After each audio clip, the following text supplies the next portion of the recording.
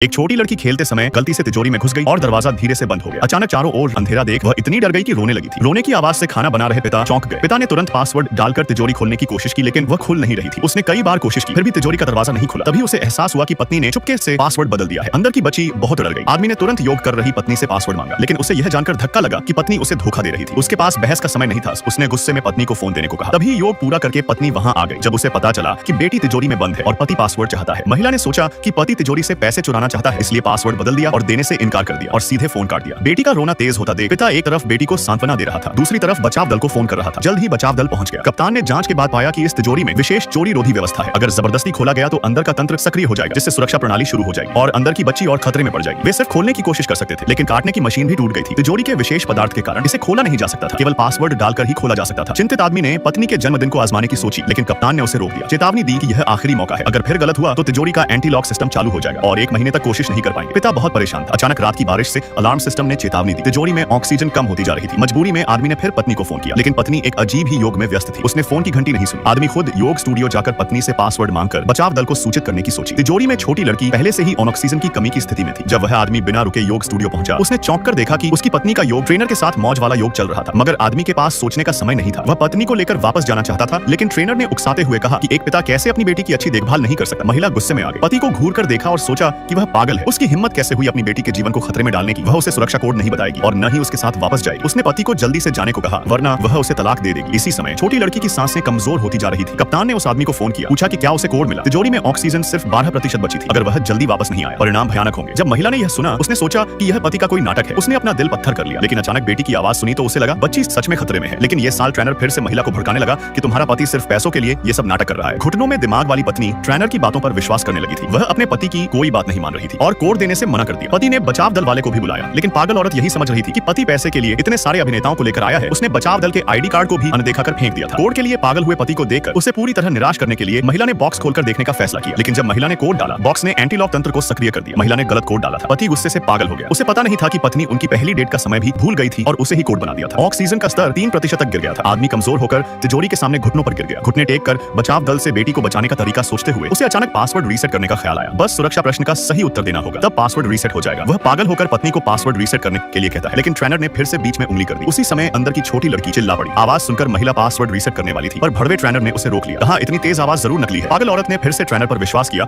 और password reset नहीं करने का फैसला किया। अब केवल 1% ऑक्सीजन बची थी। पति ने गुस्से में ट्रेनर को मारा, पर वह पत्नी की नजर में गुंडा बन गया था। उसने उसे ट्रेनर से माफी मांगने को कहा। ऑक्सीजन खत्म होने पर आदमी ने अपना सम्मान छोड़ दिया और ट्रेनर के सामने घुटने टेक दिए थे। संतुष्ट होकर पत्नी पासवर्ड रीसेट करने गई। उसने बेटी का जन्मदिन सेट किया। तिजोरी खुलते ही पत्नी के होश उड़ गए, लेकिन अब बहुत देर हो चुकी थी।